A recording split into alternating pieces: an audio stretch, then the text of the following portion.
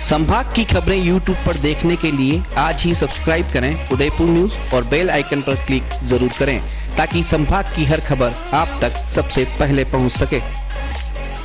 दिल से निकलेगी बात तो दूर तलक जाएगी, किसी को हंसाएगी, किसी को रुलाएगी।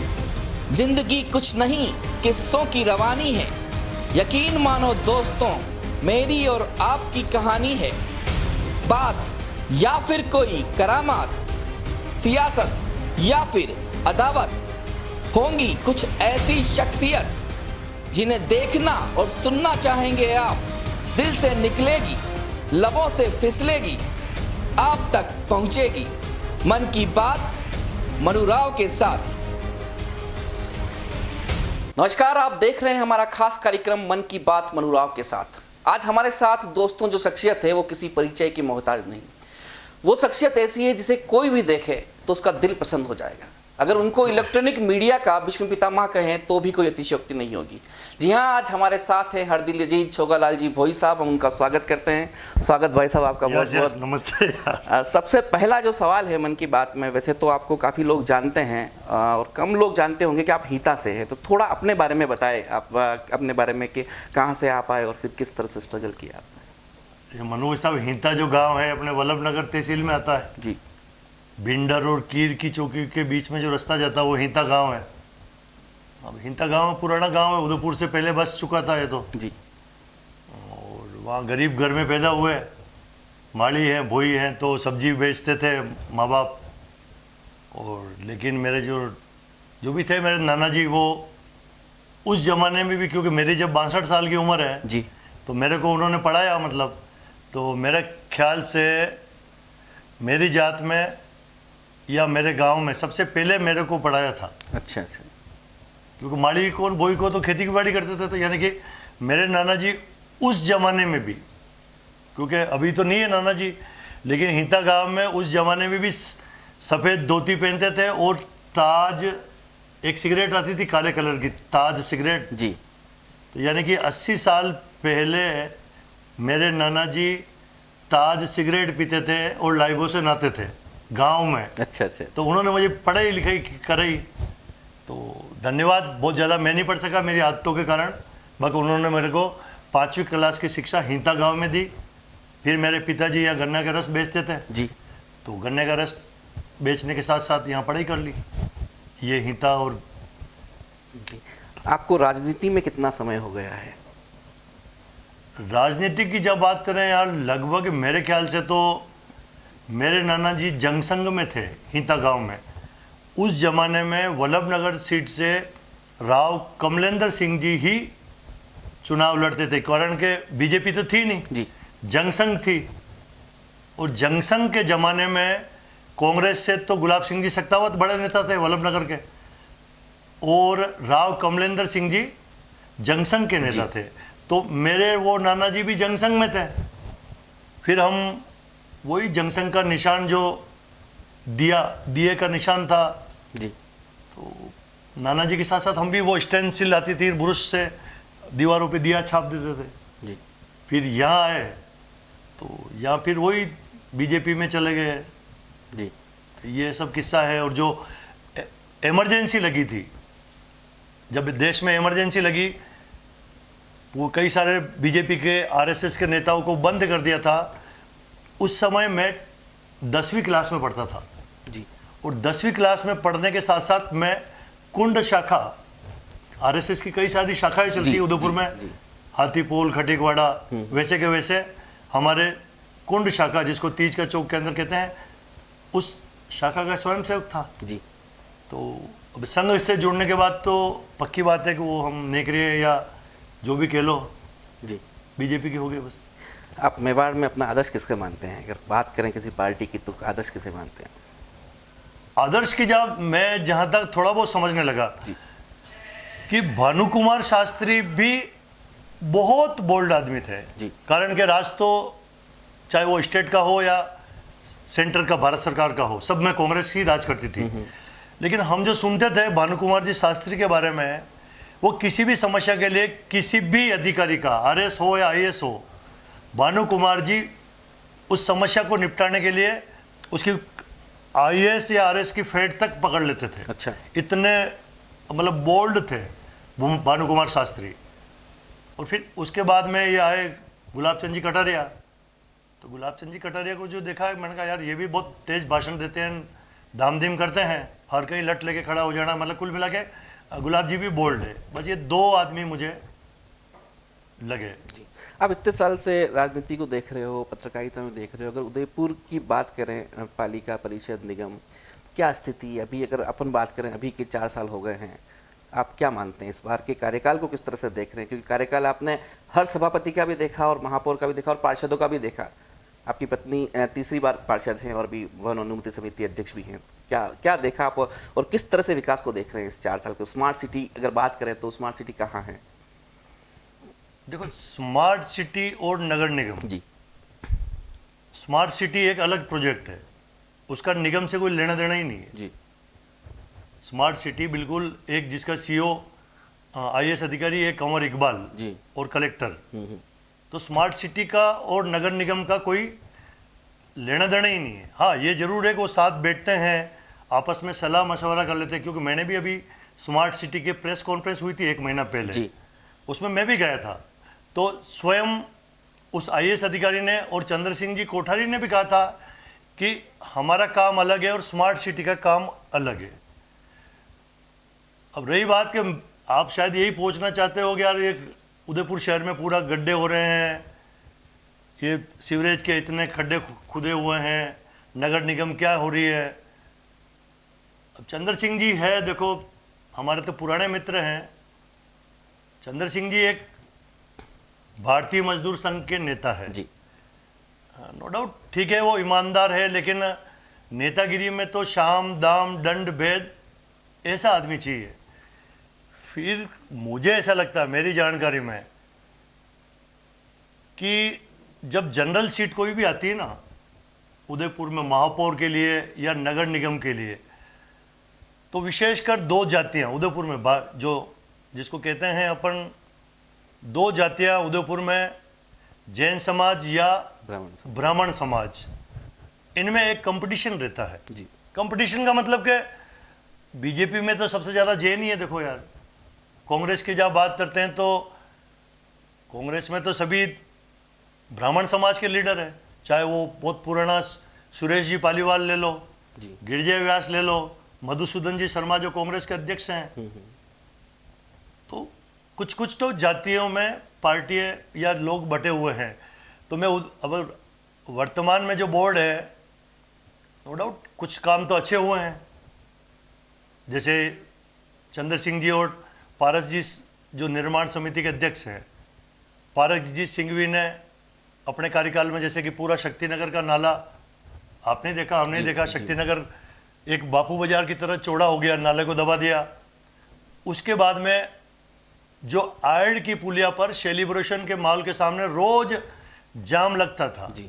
उस मॉल बनने के बाद में, तो नगर निगम ने यार इतनी बड़ी पुलिया बना दी आपके लिए यार। तो माइनस पॉइंट भी होंगे, लेकिन मेरा ऐसा मानना है कि प्लस पॉइंट भी अपन देखें कि कोई सोच भी नहीं सकता था कि नगर निगम आयड के ऊपर एक और चौड़ी पुलिया बना देगी। आप हम सब यूनिवर्सिटी जा रहे हैं दौड़ के उस पर जी जी। तो मेरे ख्याल से नगर निगम ने काम तो किया। देखो जी, 55 से 70 वार्ड हो गए, पिछली बार 3 पार्षद कांग्रेस के थे, फिर अभी सब मिला के 6 हो गए। क्या स्थिति मानते हैं आप कांग्रेस की इस शहर में? कांग्रेस की स्थिति देखो, उदयपुर में क्या होता है कि यार कुछ ज्यादा बोल दूंगा तो लफड़ा हो जाएगा। नहीं नहीं, आप बोलिए। कई सारी ऐसी पार्टी है ना, जैसे मान लो मैं आपने कांग्रेस के लिए पूछा, तो कांग्रेस के ऊपर भी जैसे मोहनलाल जी सुखाड़िया तो एक अलग टाइप के नेता थे जी। उनका तो कोई राजस्थान में या हिंदुस्तान में मुकाबला ही नहीं है। मोहनलाल जी सुखाड़िया से कई लोग शिक्षा लेते हैं। मोहनलाल जी सुखाड़िया कांग्रेस के थे, गुलाब जी भी कहते हैं कि कभी कभी मैं भी उनके पद चिन्हों पर चलता हूँ। लेकिन मोहनलाल जी सुखाड़िया के बाद अगर कांग्रेस का उदयपुर में कोई नेता बना है तो वो सुश्री या श्रीमती गिरिजा जी व्यास बनी है जी। गिरिजा जी व्यास अभी भी हैं, कांग्रेस की नेतागिरी अभी भी करती है जी। अभी जस्ट गुलाब जी भाई साहब के सामने चुनाव लड़ी थी लेकिन हार गई जी। उनका भाई गोप जी कांग्रेस का अध्यक्ष है। अब जब वो चुनाव लड़ रहे हैं, अध्यक्ष हैं, तो यानी कि कांग्रेस को कुछ न कुछ चेंज करना चाहिए। भारतीय जनता पार्टी के 5 बोर्ड अभी निगम में हो गए हैं, कौन से बोर्ड को आप अच्छा मानते हैं अपनी दृष्टि से? मेरी दृष्टि से तो देखो यार, ये हाथ की कितनी उंगली होती है? 5। अंगूठा बहुत जाड़ा है, चट्टी आंगली बहुत पतली है। आपके भी 2-3 भाई है, मेरे भी 5 भाई है। सबको बराबर तालमेल करना नहीं है, ऊंचा नीचा होता रहता है। मान लो देश के प्रधानमंत्री कई सारे हुए, मोदी भी एक चीज़ है। 60 साल पहले कई सारे प्रधानमंत्री देश में हुए हैं, लेकिन मोदी ने धारा 370 खत्म कर दी जी, तो वो भी एक प्रधानमंत्री है। इधर उदयपुर की बात करते हो तो महापौर आए, 5-5 आए। फर्स्ट बोर्ड में किरण जी महेश्वरी थी, सेकंड में युशिर जी कुमावत, थर्ड में रविंद्र श्रीमाली, फोर्थ में रजनी डांगी और 5 में चंद्र सिंह। तो अब ये नंबर लगा लो आप, फर्स्ट सेकंड थर्ड फोर्थ। किसमें विकास ज्यादा दिखा? अरे यार, लगे कि विकास फर्स्ट सेकंड थर्ड फोर्थ हो गया ना यार। हाँ। एक ये जानना चाह रहा था कि आप जब कैमरा चलाते हैं, मतलब बड़े ही दिलचस्पी से आपको लोग देखते हैं टीवी पे। आप आयत की पुलिया, सूखी आयत की दिखा के घोड़े का विवरण कर लेते हैं। ये कला कहाँ से लाते हैं आप? थोड़ा सा इस कला के बारे में बताइए। कला यार, मनु देख यार, आपके पिताजी उग्रसेन जी राव, ठीक है ना, एक हिसाब से मेरे से 1-2 साल बड़े हैं, लेकिन मेरे मित्र भी हैं। हम साथ, उनसे भी कई ज्ञान, वो आपके पिताजी बहुत बड़े ज्ञानी है। जी। फिर आपके बाद में भूपेंद्र राव, तो इन लोगों के साथ रहा हुआ उन्हें यार जी। तो जैसे अपने मेवाड़ी में नहीं कहते भाई कि काले रे बड़े दौड़े रे, लूणनी तो लखन तो ले ला क्या? सही। कभी सुना आपने? बिल्कुल सुना। तो हमने भी लखन लिए यार। अब वो लखन क्या होता है कि पढ़े लिखे ज़्यादा नहीं है। जी।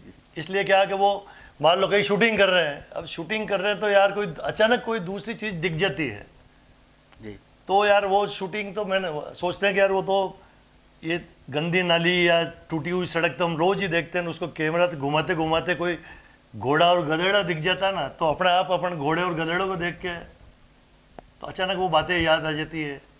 तो घोड़े का इतिहास है यार। आपके जीवन की कौन सी ऐसी शूटिंग यादगार रही जिसे आप मानते कि नहीं यार उसमें बहुत अच्छा रहा, और पब्लिक जैसे राखी सावंत वाला भी जो था, आपने स्वयंवर में आपने इंटरव्यू लिया, वो पूरे देश ने देखा है, तो क्या मानते हैं आप?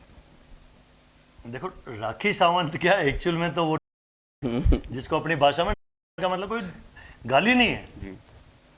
जिससे बड़े बड़े नेता नहीं कहता है कि मैं तेरे को नंगा कर दूंगा, व्हाट इज दिस, वो चड्डी थोड़ी खोलता उसका क्या यार। जी।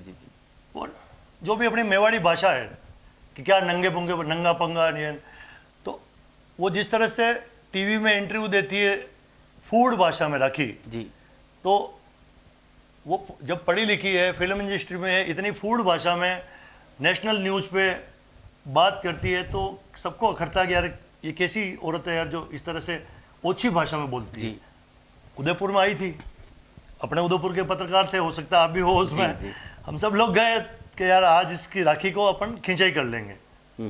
बट यार वो जब खिंचाई करने लगी तो उसने क्या पता कोई एक थाईलैंड की, मैं शूटिंग करके लाया था, उसने देख ली और मेरे को पहचान गई, ओहो यू आर थाईलैंड इधर आओ। तो मैं उससे ज़्यादा सवाल नहीं पूछ सका, मैंने कहा मरने दो यार। जी। तो कुल मिलाकर राखी सावंत, देख रिलेशन बढ़ने के बाद तो सब अच्छे ही लगते हैं यार। जी।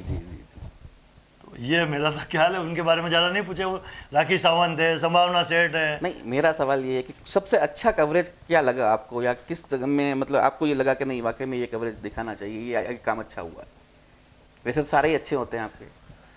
देखो मुझे अब इसमें क्या बताऊँ यार, मेरे को सब चीज़ें अच्छी लगती है। जैसे कि बहुत पहले फतेह सागर पिछला सूख गए थे जी, तो सूखे हुए सीन जो पब्लिक पसंद कर रही थी कि सूखे हुए सीन बताए, अब पानी आ रहा है तो पानी बता रहे हैं। अच्छी शूटिंग की जहाँ बात करो तो मैंने तो यार मान लो जैसे श्रीनगर की भी शूटिंग की, वो भी मेरे लिए तो अच्छी है, उपलब्धि है मेरे लिए। थाईलैंड, दुबई तो शूटिंग अच्छी है, बट ये जरूर है कि कैमरा चलाना एक आर्ट है जी। कैसे ही, जैसे कि अपन नहीं कहते हैं कि यार किसी का थोबड़ा खराब है, जैसे एक वो आर्टिस्ट था चेचक के दाग वाला ओमपुरी था ना, उसका चेहरा ओमपुरी का देख लो तो क्या यार क्या है कोचर का अंदाज, जैसा भी बोलते हो। लेकिन जब उसके डायलॉग, उसके टाइमिंग और उसकी एक्टिंग देखते हो तो अरे यार ये तो बहुत शानदार एक्टिंग है। तो ऐसे कैसे कैमरे को भी क्या किस तरह से मूव कर रहे हो आप, एक आर्ट है कैमरा, बहुत बड़ा आर्ट है। जैसे आप अपन कोई आर्टिस्ट नहीं है उसकी कुंची से कोई आर्ट बनाता है बहुत बड़े फोटो बन जाता है, जी जी। ऐसा का ऐसा कैमरा भी एक आर्ट है। आप बेकार से बेकार चीज को भी ढंग से फोटोग्राफी करके दिखाओगे, लोगों को अच्छी लगेगी। तो बस किसी की भी शूटिंग करो, जैसे आप कहीं नहीं देखते हैं कि यार बड़े बड़े बहुत बड़े आर्टिस्ट है, चाहे वो फिदा हुसैन हो या चाहे कोई भी आर्टिस्ट हो जी। बहुत बड़े बड़े आर्टिस्ट, कोई एक गाड़ोलन है, वो गाड़ोलिया बापड़ा कैसे ही बैठा हुआ फटा घाघरा पहन जो भी है वो गाड़ोलन के वो दमरी है, लेकिन जो कैमरामैन या आर्टिस्ट उसको सीन ढंग से बनाता है तो वो पेंटिंग बहुत बड़ी महंगी बिकती है यार। जबकि हकीकत में उस आदिवासी के पास कोई जाना ही पसंद नहीं करता यार। आप भी भाई है क्या, वो मांगते भिखारी तो वही बहुत से तो यार, लेकिन किसी भिखारी की आप ढंग से शूटिंग करके या ढंग से पेंटिंग बना के दे दोगे तो वो पेंटिंग उस भिखारी की बहुत लाखों रुपए में बिक जाएगी। बिल्कुल। तो ऐसा कैसा है, तो मैं मेरी कैमरा की जो शूटिंग करता हूँ ना वो एज ए आर्ट समझ के करता हूँ जी। ये है भाई, तो मुझे सब अच्छे लगते हैं। भाभी जी भवन अनुमति समिति की अध्यक्ष हैं, है। इतने सालों से आपके पास भी लोग आते होंगे कोई अनुमति लेने के लिए, तो इन सभी लोगों को कैसे फेस करते हैं? नहीं, हमारा तो डे वन जी। मेरी पत्नी आज से 25 साल पहले किरण जी महेश्वरी के वार्ड में भी पार्षद थी जी। उस समय भी सुंदरवासी वार्ड था। बच्ची थी मेरी पत्नी, क्योंकि मेरे से 10 साल छोटी है वो, लेकिन मैंने उनसे कहा कि मैंने कहा ये तो काइनेटिक होंडा, आज के बाद तेरी निगम में मैं कभी पाँव नहीं रखूंगा जी। तो मेरी पत्नी जब 25 साल या 20 साल पहले भी पार्षद थी, मैं किसी निगम के अधिकारी के पास या उसके काम में मेरा कोई दखल ही नहीं जी। क्योंकि उसको कोई ज्ञान प्राप्त करना है तो बीजेपी के जितने सीनियर लीडर है वो सब मेरे दोस्त हैं जी। उनको सबका परिचय है। और पत्नी पहले से ही मान लो बीजेपी में रही हुई है, महिला मोर्चा की अध्यक्ष रही हुई है, मंडल की अध्यक्ष रही हुई है, तो पार्टी के हिसाब से वो अपना काम कर लेती है, तो मैं उसमें इन्वॉल्व नहीं होता हूँ। बाद में वो युधिष्ठिर जी कुमावत के टाइम में उसकी उद्यान समिति की अध्यक्ष रही, तो भी कहीं नहीं जी। और आप तो खोजी पत्रकार हैं जी। अगर ऐसा होता तो आपके पास न्यूज आ जाती कि यार छोगालाल भोई ये कर रहा है जी। तो मेरे ख्याल से तो मैं कहीं इंटरफेयर नहीं करता हूँ। जी। महापौर की इस बार खुली सीट है और हो सकता है कि इस बार ओबीसी पुरुष की सीट आए। हम जैसे काफ़ी पत्रकार भी चाहते हैं कि छोगालाल जी भोई को इसका मौका मिले, अगर मिला तो आप क्या करेंगे? नहीं मिला तो मजा करूँगा मैं जी। मजे का मतलब क्या कि जिस तरह से मैं कोई भी काम करता हूँ, किसी से भी मिलता हूँ जुलता हूँ, मजाक में बहुत बढ़िया काम कर देता हूँ, तो मेरे भी ऐसी इच्छा है भारतीय जनता पार्टी का कार्यकर्ता हूँ जी। पार्टी अगर टिकट दे देगी ओबीसी में, क्योंकि अब तो 70 वार्ड से लड़ना है जी। किसी के हाथ जोड़ने से कोई पार्षद नहीं, अभी तो 70 वार्ड से फाइट करके, तो अगर पार्टी टिकट दे रही थी तो मेरी बहुत अच्छी सोच है जी। कि वास्तव में क्या होना चाहिए, किस तरह के पुलिया होना चाहिए उदयपुर में, किस तरह की सड़क का डिवाइडर होना चाहिए। मान लो सूरज पोल से लेकर दिल्ली गेट तक बीच में डिवाइडर है, तो वो डिवाइडर कैसे खूबसूरत पत्थरों से होना चाहिए जी। ऐसा नहीं है कभी अपन देखते हो सूरज पोल से लेकर अपन दिल्ली गेट जाते हैं, अशोका टाकीज और पिक्चर पहले के सामने जो अपन डिवाइडर देखते हैं ना सड़क के बीच का, जी। फूटी फूटी टाइलें लटक रही हो, कई सालों से हम देखते हैं। तो यार उदयपुर स्मार्ट सिटी में आता है यार जी। तो वो रंगीन पत्थर होने चाहिए, कोई एक स्पेशल लोग सेल्फी ले। तो मेरी अपनी सोच है कि बढ़िया काम करेंगे, जितना पैसा आता है निगम के पास उसको ढंग से, ऐसा नहीं है कि यार ये नाली मैंने 1 साल पहले तो नाली बनाई और फिर उस नाली को किसी और ने तोड़ दी यार। जी। डिपार्टमेंट से, चाहे वो स्टेट गवर्नमेंट की कोई योजना आती है उदयपुर में, चाहे जिला कलेक्ट्री से योजना आती है, चाहे पीडब्ल्यूडी से आती है, क्या होता है कि तालमेल रखेंगे। बिल्कुल। अभी क्या नगर निगम मान लो किसी ने रोड बना दिया, किसी एक रोड को डामरीकरण नगर निगम ने कर दिया, हो गया डामरीकरण, उसके 6 महीने बाद कोई परमिशन लेके आता है रिलायंस वाला और पूरी रोड को खोद कर उसमें वो डाल देता अपनी पाइप, फिर आता है वाटर वर्क्स वाला, वो अपनी नई पाइपलाइन डालता है। तो अगर ये तालमेल बैठ जाए ना सभी पूरे प्रशासन में जी, पीएचडी से इससे जो भी डिपार्टमेंट जो काम करते हैं, क्योंकि उदयपुर में मान लो पीएचडी डिपार्टमेंट भी काम करता है, पीडब्ल्यूडी डिपार्टमेंट भी काम करता है, नगर निगम भी करता है और यूआईटी भी करती है जी, और ये आपस में तालमेल ऐसा होना चाहिए कि मान लो कोई रोड बना रहा है, नाली बना रहा है, तो पूछ लें सर हम इस रोड पे नाली, इस सड़क बनाना चाहते हैं, डामरीकरण करना चाहते हैं, आपके डिपार्टमेंट का काम तो 2 साल तक कोई पेंडिंग नहीं है, हो तो आप पहले कर लो, हम इसको निपटा देंगे जी। उससे जनता का भी भला होगा और फोकट का पैसा बचेगा, ऐसा मेरा सोच है जी। अगर बात करें गुलाब चंद जी कटारिया की और जनता सेना रणधीर सिंह बिंडर की, ये जो लंबा जो विवाद है, लगातार विवाद बढ़ता जा रहा है और गुटबाजी लगातार बढ़ रही, तो गुटबाजी कहाँ तक उचित है और इसे कैसे सही किया जा सकता है? मेरे ख्याल से सही कर लेना चाहिए यार। देखो मेरा ऐसा मानना है कि बड़ा तो बड़ा ही रहेगा, बड़ा तो बड़ा ही रहेगा। रणधीर सिंह जी बिंडर जब बीजेपी के परफेक्ट नेता नहीं बने थे, आज से कम 20-25 साल पहले बदन सिंह प्रकरण हुआ था। बदन सिंह रावत नाम का एक आदमी मर गया था बिंडर में कहीं पे। उस समय गुलाब सिंह जी शेखावत गृह मंत्री थे कांग्रेस की सरकार में।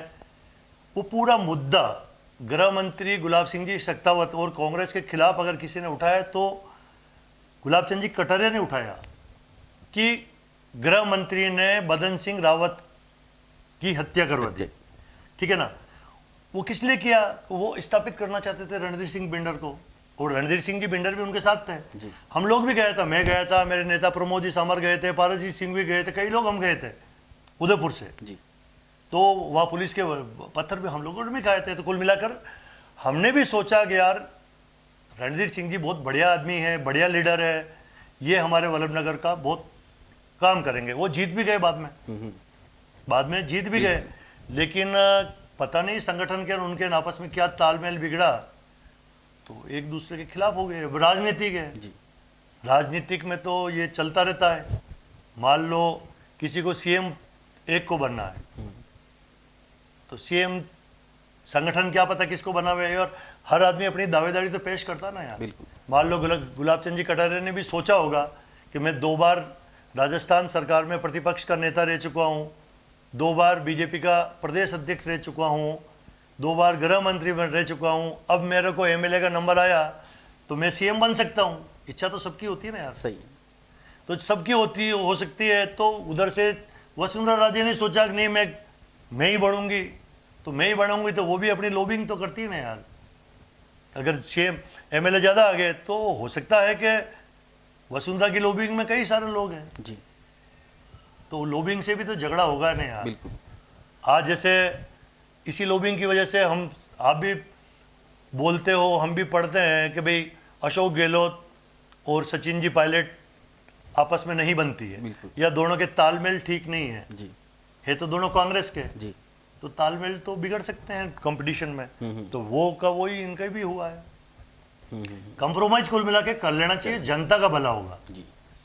70 वार्डों की बात करें, वार्डों की जनता की मूल समस्या क्या होती है? अगर आपके पास भी कई बार कॉल आते होंगे, मूल समस्या क्या है जिनसे वो संतुष्ट है पार्षदों से? नगर निगम से तो कोई समस्या होनी ही नहीं चाहिए। लाइटें तो वैसे ही जल जानी चाहिए, वैसे ही जलती है लाइटें तो जी। नगर निगम कचरा उठाने वाली गाड़ियां लगा रखी है आजकल, तो घर घर में रोज सुबह सुबह म्यूजिक बज रहा है, कचरा वो डाल रहे हैं जी। तो नगर पब्लिक को और क्या चाहिए? नगर निगम से क्या चाहिए? मेरे ख्याल से तो नगर निगम से लाइटें टाइम पे जलती रहे, कचरे की गाड़ियां तो हर वार्ड में घूम रही है, तो कचरा डालने वाला कचरा आजकल अब ये डंपिंग जो मेन कचरा क्या है कि एक तो टाइमिंग, डंपिंग यार्ड ढंग का हो, कहीं भी उदयपुर सिटी का डंपिंग यार्ड ढंग का हो, गाड़ियाँ खूबसूरत हो, कहीं से इधर उधर से नगर निगम की। अभी जैसे आपकी न्यूज की बात बताता कचरे से वो गाड़ियाँ भरी हुई तो पूरे रास्ते में खाली होता हुआ कचरा जा रहा है, तो वो भी है, और आपके ही न्यूज है जी। आपके जो क्राइम ब्रांच राम सिंह जी ने एक न्यूज बनाई थी जी कि ये नगर निगम का जो फायर ब्रिगेड का ड्राइवर है ना, जी अब उसकी खटारा गाड़ी थी यार, फायर ब्रिगेड के खटारा गाड़ी को बताने वाला आपका न्यूज चैनल है, जी। तो हकीकत है तो आपने बताई। जी तो ये स्मार्ट सिटी में ये गाड़ियाँ स्मार्ट होनी चाहिए, ड्राइवर स्मार्ट होना चाहिए। और फायर ब्रिगेड के जो फायरमैन होते हैं ना, कम से कम वो बॉडी फिल्टर तो हो कि यार किसी को मान लो किसी मंजिल पे आग लग गई, जी अब वो थूतिया जैसा कोई फायर ब्रिगेड होगा, फायरमैन होगा, तो वो कैसे उसको 4 मंजिल से उस किसी महिला को या कोई घायल आदमी को उठा के लेके आएगा। तो फायरमैन का काम तो यही होता है ना, किसी घायल को उठाना, ये उठाना। तो इस तरह से नई नई भर्ती करनी चाहिए जी तो मेरा ऐसा सोच है कि स्मार्ट सिटी में स्मार्ट चीज़ें होनी चाहिए। जी तो मैं करूँगा अगर मैं बन गया तो। बिल्कुल। एक अंतिम सवाल है, इलेक्ट्रॉनिक मीडिया से आप हैं, इलेक्ट्रॉनिक मीडिया में आने वाले युवाओं को क्या संदेश देना चाहते हैं, जो युवा अगर आना चाहते हैं मीडिया में? देखो मीडिया में आने से तो कोई फायदा नहीं है, ये तो एक जनसेवा का काम है। जी क्योंकि हम सब जानते हैं कि चाहे वो नेशनल पत्रकार हो या चाहे उदयपुर के पत्रकार हो, हम मीडिया वाले, चाहे कोई अखबार वाले भी हो, हम सब जानते हैं कि अखबार वाले बहुत से पत्रकार भी, कोई भास्कर से छोड़ रहा है, कोई भास्कर उसको निकाल रहा है, राजस्थान पत्रिका उसको निकाल रही है। जी तो हमारे यहाँ मीडिया में भी बहुत कंपटीशन है। जी लेकिन अगर जज्बा है आपको वास्तव में उदयपुर में जन सेवा करने का, प्रशासन को हिलाने का, मतलब काम कौन करता है? बाकी तो अगर नेता और अधिकारी एक हो गए तो जनता तो पिसती रहेगी। सही है। तो पुराने जमाने में क्या था, नेता और अधिकारी एक होते थे, मीडिया ही उसको हाईलाइट करता था।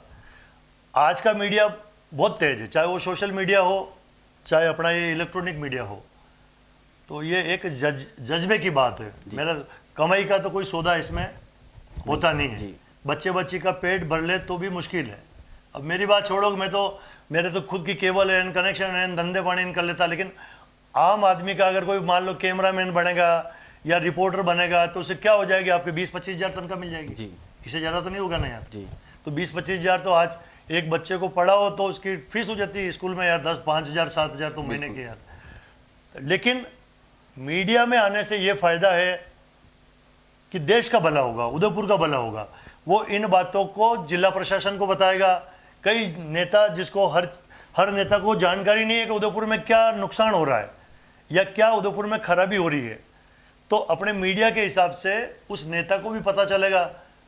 जो जिस स्तर का नेता है, मान लो नगर निगम का पार्षद है तो महापौर को जाके बताएगा कि साहब ये खबर आई है, या गुलाब चंद जी कटारिया है तो वो विधानसभा में जाके बताएंगे। तो मीडिया का महत्व तो बहुत ज़्यादा है यार जी।